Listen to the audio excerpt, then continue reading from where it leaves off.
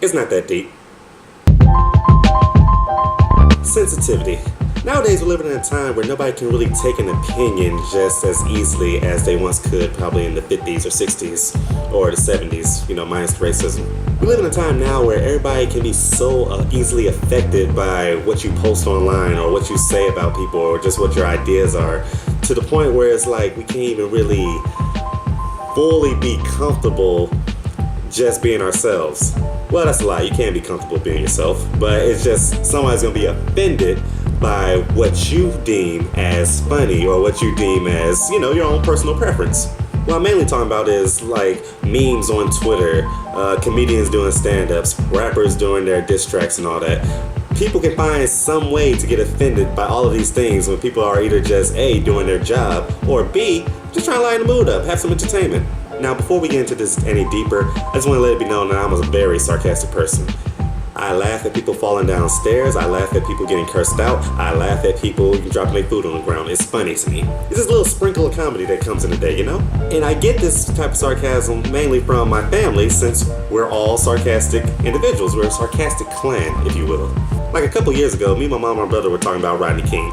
Now, if you don't know who Rodney King is, Rodney King was a taxi driver who got beat in LA back in 1991 by the LAPD.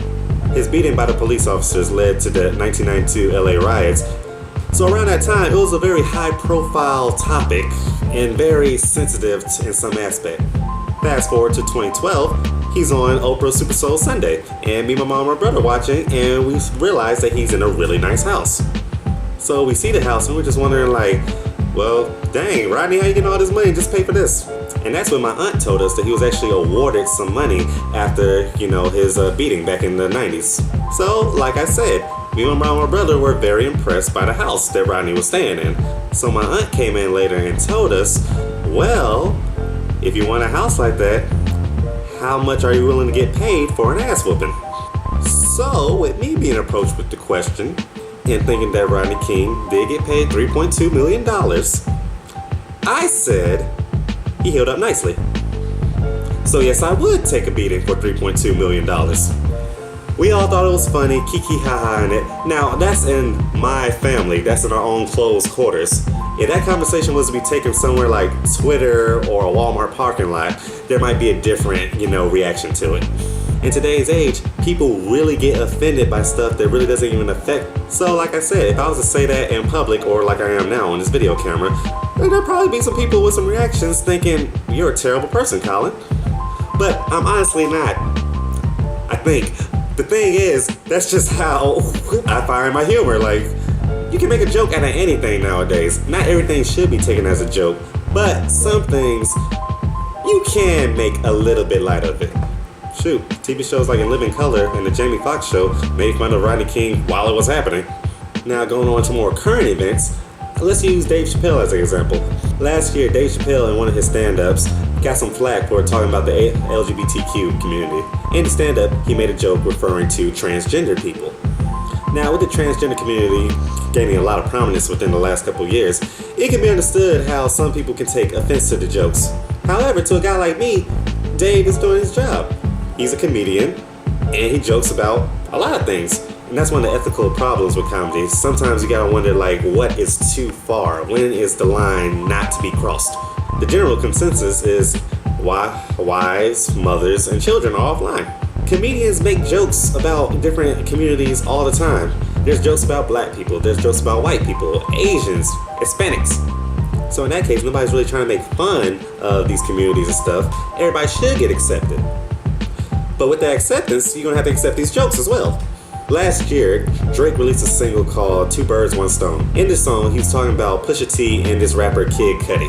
We'll mostly focus on the Kid Cudi part. So last year, Kid Cudi called out Drake on stage, talking about how he wasn't a real rapper and how he was fake and all that stuff. So in turn, Drake the rapper dissed him on his song.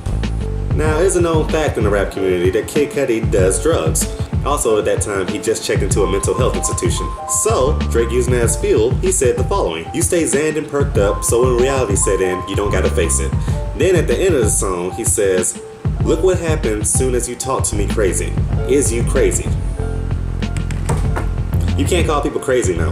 Drake took a lot of heat last year just because he said that Kid Cudi was crazy. Now mind you, the guy did have to check himself into rehab and everything, but at the same time, you are a rapper for a reason. People love rappers, especially during times when a diss track is written. You're not supposed to be nice in a diss track. You're supposed to hurt feelings. You're supposed to make people mad. You're supposed to get at them. Like I said, just don't talk about the moms or kids. It's kind of like being in a roast session when somebody calls you skinny and then they get mad at you for talking about their nose. Don't be in a roast session if you can't handle it. And that goes into another level of sensitivity. Some people just can't accept the truth about themselves, so when you bring it up about them, it's hard for them to take. If you have a better understanding of yourself and your flaws and just everything that you know is the truth about you, then you really can't get offended by anything anyone says to you. And to me, if you start accepting the truth about things and how they are, it kind of makes it easier just to make light of situations. You shouldn't make light of all situations, but it does help in some cases. The point I'm trying to make is not everybody is trying to hurt feelings and be spiteful. Not everything deserves a reaction. At the end of the day, you just have to look yourself in the mirror and ask, is it that deep?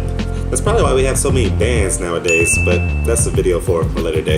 And at the end of the day, we still know a lot of people are going to be sensitive and be offended by things, so there really was no point in making this video, but it's called just an opinion, so that's my opinion. Just strive to not take things as deep as they seem to be. A lot of things are just shallow, and if I offended any of the 17 people that watch these videos, I'm just crazy.